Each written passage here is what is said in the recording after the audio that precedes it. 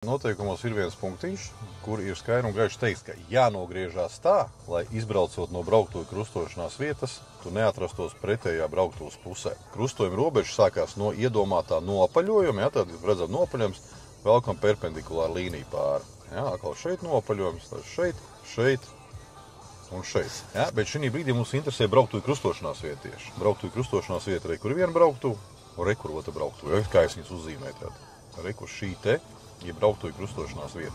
Un ja mēs uztaisam kaut vai iedomātās aslīnijas ir vai nav, tad pašam viņas jāiedomājas tādā situācijā. Tad kur mēs braucam, un tu no šejienes kā griezi, iegriez uzreiz šeit iekšā. Braukt uz pretējā pusi, braukt uz pretējā pusi, braukt uz pretējā pusi. Tad tā ir vieta, kur tu nedrīkst atrasties. Tev, protams, uzreiz aizstūm uz pretējo braukt uz pusi. Šis autiņš, kurš te stāv, nav noteikumos šī te atruna, ka ja tur kāds stāv, tad mēs drīkstam iegriezties. Ja, tad nekādā gadījumā ne pretējā, nekādā gadījumā ne caur pretējo, tad šīs abas trajektorijas galīgi ne, vienīgi no savas un pat taisno savējā.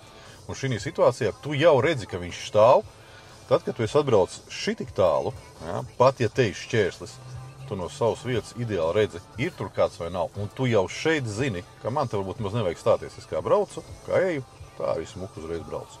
Bet tev te ir ieslēgts kreisais pagrieziens, jo tu pa kreisi griezies. Tu nogriezies pa kreisi šeit, šī vietā. Ja tu neesi atgriezis stūri apakaļ riteņas pagriezis, tev joprojām mirgo kreisais pagrieziens. Un šis ir apbraukšanas manevrs. Tad tu iebrauc un uzreiz sāc apbraukšanas manevru. Un tas viss ar to ir saskaņā ar satiksmes noteikumiem. Ja, tad nekādā gadījumā ne šeit.